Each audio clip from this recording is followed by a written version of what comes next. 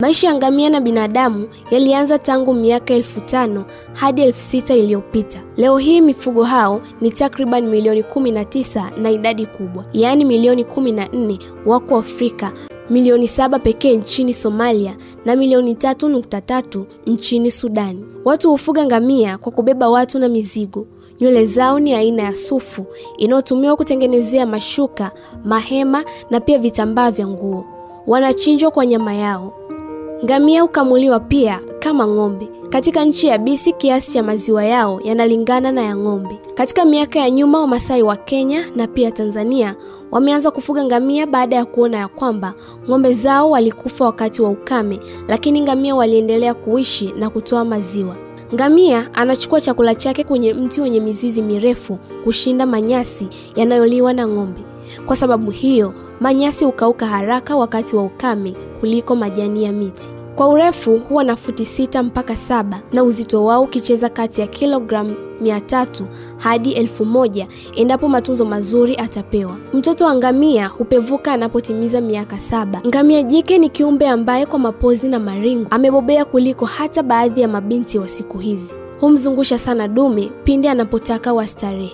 Mpaka jike akubali na kujilaza chini, dume hutumia mbinu nyingi sana, ikiwa ni pamoja na kumlamba, kumchezea shingo, kumkuna, na anapokuwa mkaidi, dume huchukia na kumuuma kabisa. Hapo jike ndio kidogo atamfikiria kuwa jamaa alipofikia sasa hakuna namna na apewe tu huduma. Na kwa usumbufu huo, jike akipitisha tu jambo hilo, dume hufidia akiingia hatoki mpaka afanye ejaculation zaidi ya mara 3. Hapo ndio atatoka, huku jike wake akimkwepeshia macho kwa aibu ya usumbufu aliyoufanya. Ukiondoa hayo ya usumbufu na mengine, mnyama ngamia ni mstahimilivu sana katika mazingira ya ukame. Anaweza akadumu kwa muda mrefu sana pasina ya kula wala kunywa. Na siri ya kuwa hivyo ni ile nundu alionayo pale juu. Huweza kubeba kiasi kingi cha wanga kinachomsaidia kujimudu anapokuwa katika mazingira hayo. Hunywa maji zaidi ya lita 110 na si mwepesi kupata kiu. Sifa zake za upekee ni mnyama msikivu, mtulivu na mwenye nidhamu. Huko Uarabuni inasemekana akisomewa dua analala tayari kwa kuchinjwa. Ukiwatumia kama usafiri, we mharakishe jike. Dume atafanya haraka, huwa hapendi kushindwa na jike. Madume huwa wakubwa na warefu kidogo kwa majike. Ni mnyama mwenye heshima yake Uarabuni kama ilivyo twiga nchini Tanzania au kangaroo kwa Australia. Hupendelea kuishi kifamilia. Ukiwa naye jangwani na ukiwa na uhaba wa maji, anaweza kukuongoza mpaka sehemu utakayopata maji. Ngamia jike hutoa maziwa kuanzia lita 15 na zaidi. Ni mnyama mpenda amani na rafiki sana kwa binadamu. Hupata mzunguko wa hedhi kama ilivyo kwa binadamu mwanamke.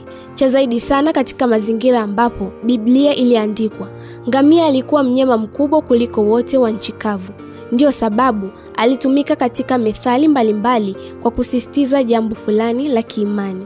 Kwa mfano, ukisoma Biblia takatifu kitabu cha Marko sura ya 10 aya ya 23 hadi aya ya 27 na nukuu, Yesu alisema, "Ni rahisi zaidi ngamia kupenya tundu la sindano kuliko tajiri kuingia mbinguni." Mwisho wa nukuu. Na kufikia hapo mwanafamilia wa Salam TV, sina la ziada juu ya mnyama ngamia na maajabu yake. Asante kwa kuwa nami mwanzo hadi tamati mwa masimulizi haya. Nikusihi tu usiache kutufuatilia kupitia mitandao yote ya kijamii kama Salam TV. Mimi ni Amina Ali.